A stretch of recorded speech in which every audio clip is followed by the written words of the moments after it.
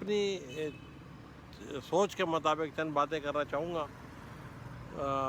اس میں یہ کہ ملک ریاض یا بیریئر ٹاؤن کو سیل کرنے میں سب سے زیادہ نقصان عام لوگوں کا ہے، چونکہ خود بھی عام آدمی ہوں، اسی طرح عام آدمی والی سوچ رکھتا ہوں۔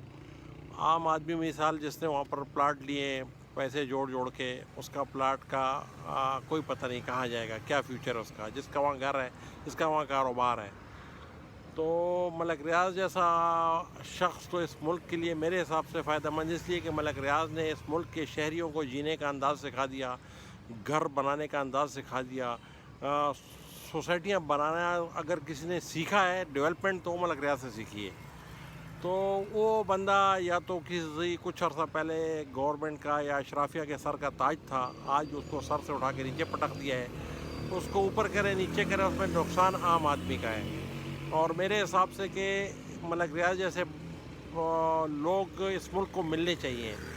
میری یاد کے مطابق بحریہ فیز 7 اور 8 جو ہے نا، یہاں دن دہاڑے لوگ ڈرتے تھے، یہ بڑی بڑی کھائیاں تھیں، اس نے اس کو کہاں سے کہاں بنا دیا۔ مان لیا، ہم مانتے ہیں کہ چلو جی محکمہ جنگلات کی زمینیں ہڑپ کر گیا، لوگوں کی زمینیں ہڑپ کر گیا، لیکن اگر اس نے زمین اونے پونے بھی لی تو جب سے بحریہ ٹاؤن بنا ہے تو گورنمنٹ کو اربوں روپے کے حساب سے ہر فلاٹ کے بیچنے پہ، بکنے پہ، گھر بننے پہ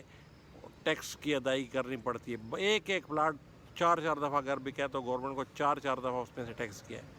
اب رہا مسئلہ ملک ریاض کو کوئی فرق نہیں پڑتا، وہ اس وقت ایک برانڈ بن چکا ہے، وہ دنیا کے کسی ملک میں بھی بحریہ ٹاؤن بنائے گا